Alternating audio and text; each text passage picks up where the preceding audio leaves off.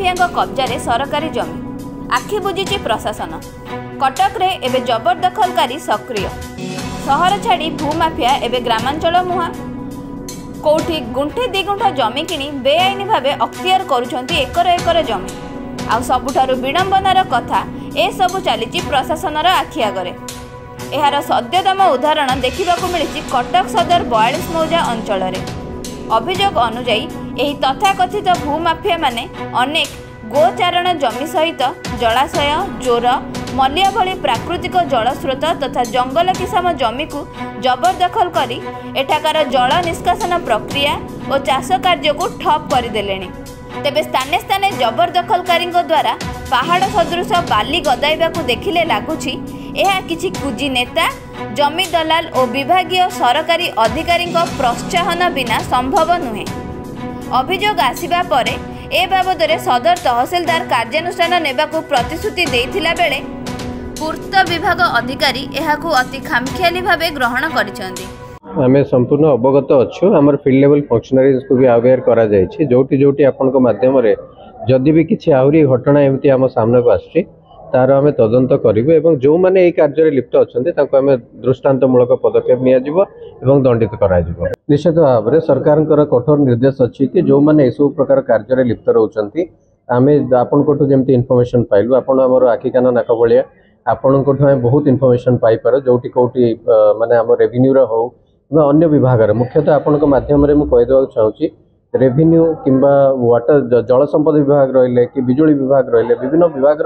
Land जोड़ा कि रास्ता को लगिकी भी रोचे एवं सेगुड़ा जगार अधिकांश जगार आम परिलक्षित होचे एनक्रोचमेंट होची जोर सेपटे कहार गोटे जगह टे किणी नहीं जोर को बंद करके सेपट को जाउछन्ते एभलिया कार्य को मध्य आमे बारण कलुनी एवं ताको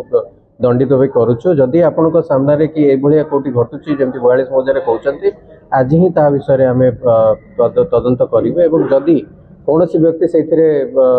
माने से कार्य करुथिबार सूचना मिलुची एवं आमे प्रमाण पाउछु ताको आमे कठोर दंड नबो से विषय रे कोनसी ना हम रिकॉर्ड एक्चुअली हम पर किसी रिकॉर्ड नाही हमें हम अभियोग आसे ताले हम तहसीलदार को चिट्ठी करिवु कि जगहटा यदि पूर्त विभाग हेता है ताले तुरंत सेटा को हमें माने एनक्रोचमेंट भी कर दो। तहसीलदार मध्ये बाबद अवगत अछंती एवं तांकर सीएल निजर अधस्थान कर्मचारी द्वारा इंक्वायरी भी करबा पयका प्रस्तुत हे गलेनी तो से चाहूतिले जे पूर्त विभाग मध्ये ते हस्ताक्षर जरूरी अछि एबा ना ना निश्चित जदि माने पूर्त विभाग जगह को थाए ताको यदि एनक्रोचमेंट करा जाउची ताले निहाती हम पदक्षेप नबो हम तरफ रे हम चिठी पत्र लिखिबो। संतोष कुमार पति संपादक 42 मौजा विकास परिषद। नहीं अति दुखर कथा एवं अनुतापर विषय जड़े गणतंत्र साधारण नागरिक हिसाब से मुझे जे सरकार जो गोचर बा अनाबादी जगह अच्छी गोचर माने गोरु चरिबा जगह आज से जगह अवरोध करी लोक मैंने अट्टालिका तैयारी करुँच निजर घर निज जगार रखा निजर अगणा तैयारी करुँच गोचर रे फल गोरु गाई देखिए रास्तार आसी शोचंती एवं एमती भाव में जमी जंगल में गछ कटा हेले हाथी पलि आसूसी सहर को गाँ को गाई गोरु आउ रहूना तो जगह नहीं से रास्तार शोले तेणु दुख लगुच गोचर जमी के जो ढंग से लोक माड़ी बसुंच ता अत्यंत दुखदायक घटना। मलिया निष्कासन वर्षा दिन हम ता मलिया देके नाली देके जाए जाई नई रे पड़े किंतु दुखर कथा मलिया आज एनक्लोज होउची गोचर आज एनक्लोज होउची फल वर्षा पानी आ जीवार बाट आउ नाही सब बाट अवरोध हो गलानी तेणु लोक मैंने भूली जाउछंती जे पूर्व काल रे आम पूर्वपुरुष मैंने किभली भाव में मलिया जोड़ नाली ए सब शब्द रखिते जार पानी निष्कासन हेले आमे माने भले रहिबु वर्षा जल आराम से नदी पानी नदी की पलि जीव वर्षा पानी नदी। मो बारंबार मध्य ए कथा तहसीलदार को लेखिकी आमे जड़ाइछु जे आपण माने आ प्रति दृष्टि दियंतु जे घर तैयारी करूची ताकू बारण करंतु जे बाबा तू ए घर तैयारी करना कहीं एते अट्टालिका करूछु तो जगह तो ए नुह माने एते ढिला आमर राजस्व विभाग बा तहसीलदार बा रेवेन्यू इन्स्पेक्टर ए कथा को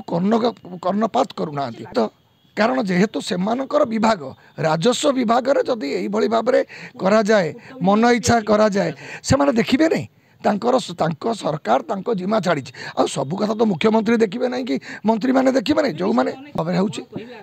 मो एति अनुरोध करी जे आ प्रति दृष्टि दिंतु अजथा जो व्यक्ति आपको एनक्लोज करुच्ची पैसा खर्च कर पैसा बेकार न होई भंगा न जाऊ ताकू यथेष आगुरी ताकू सतर्क कर दि जाऊ जे नाई रे बाबा तू ये कार्य करना या द्वारा तोर क्षति हे भंगा हे तेणु से बिचारा से डरिकी आउ कर तेणु एमाने जमा दृष्टि दौना अंचल पे किभली भाव में ये जल निष्कासन हम मलिया जोड़र सुरक्षा हम एवं गोचर सभी सुरक्षा रहा प्रति दृष्टि दौना मुझे 42 शांति कमिटी भाइस प्रेसिडेंट बर्तमान अच्छी यह निश्चित भाव सत्य माने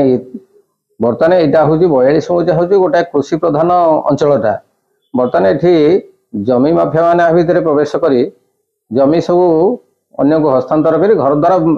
प्रबल भाव में माड़ी चलती एभली भाव में घर द्वारा से माने प्लॉटिंग सब कर निज व्यक्तिगत भाव में किणिक कर देखुं पाखरे जमी पाखे कौटी सरकारी जमी अच्छी सरकारी जगह कौटी अच्छी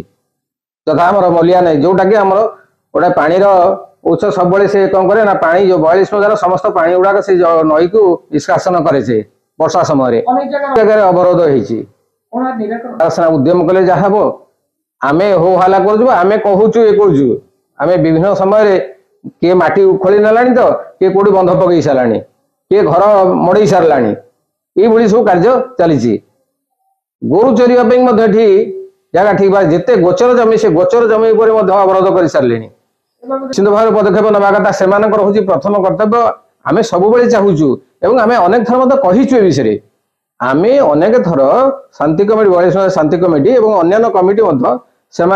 सरकार सहित विषय आलोचना कर विभाग कर्तृपक्ष सागर आलोचना कर मेमोरेंडम बहुत कथा आम तो फल सुन जे ए सरकार से किसी पदक्षेप निश्चित भाव में नेबे कारण से चाहते नुआ कथा किसी करने को चाहते